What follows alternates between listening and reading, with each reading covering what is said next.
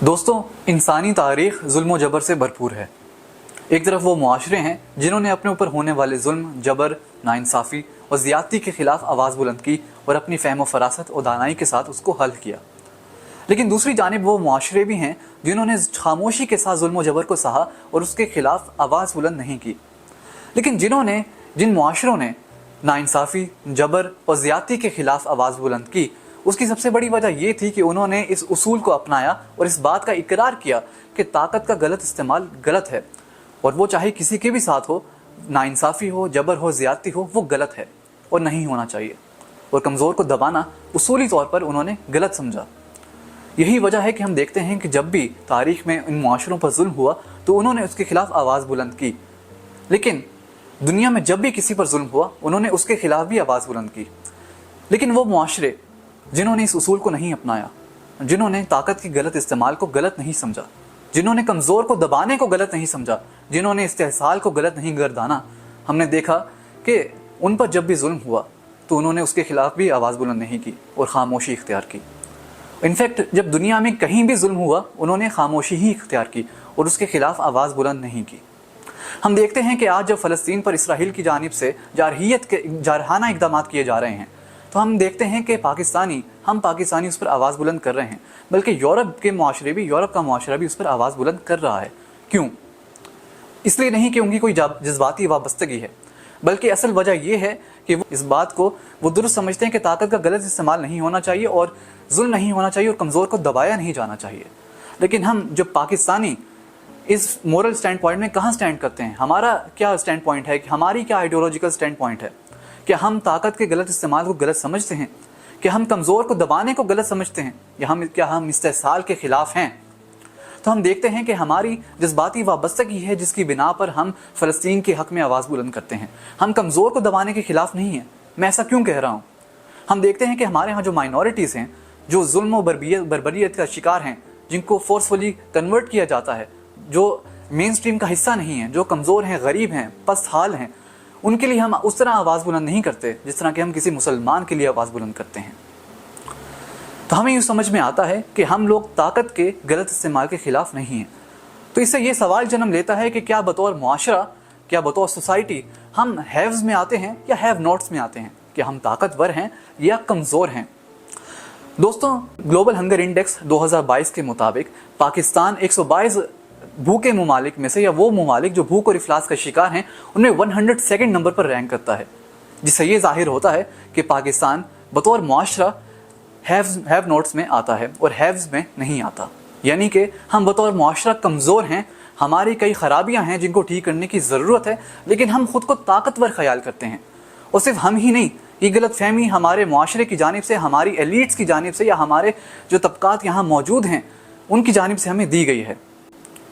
हमारे यहाँ जो गरीब लोग हैं, जो गरीब तबकात हैं, उनको भी पैट्रियार्कल बनाकर पेश किया गया है। ये तासुर दिया गया है कि वो लोग जुल्म करते हैं, इनजस्टिस करते हैं, चाहे ख़वातीन के साथ हो या बच्चों के साथ हो। लेकिन उन लोगों के साथ जो इनजस्टिस होती हैं उन पर बात नहीं की जाती, और एक गलत फ्रेमवर्क को हमारी सोसाइटी के साथ फिट करने की कोशिश की जाती है, जिससे मसाइल का मुनासिब हल नहीं निकल सकता।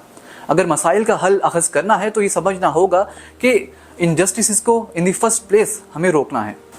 जीन जैक रोसो, जो कि एक मशहूर पॉलिटिकल साइंटिस्ट गुजरे हैं तारीख़ में, उनकी रियासत के हवाले से ये डेफिनेशन है कि रियासत का क़याम इसलिए ज़रूरी नहीं कि आप गलत को रोकें, बल्कि रियासत का क़याम इसलिए ज़रूरी है कि लोग जब गलत पर मजबूर होते हैं जिस वजह से, उस वजह को रोका जाए। हमारे यहाँ जो रियासत के क़याम की सिचुएशन है वो भी सिमिलर है।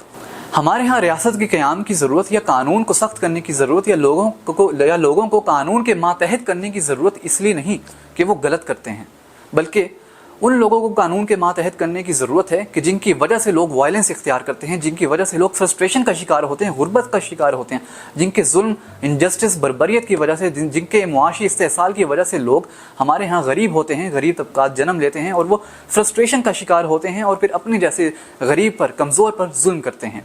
तो इन दी फर्स्ट प्लेस जो इंजस्टिस हो रहा है, हमें उसको रोकना है। हमें मसाइल का सही हल हासिल करना है, हमें मसाइल को सही तरह से समझना है, उनको परखना है। दोस्तों, 1949 में सैमुअल स्टोफर ने रिलेटिव डेप्रिवेशन थ्योरी दी।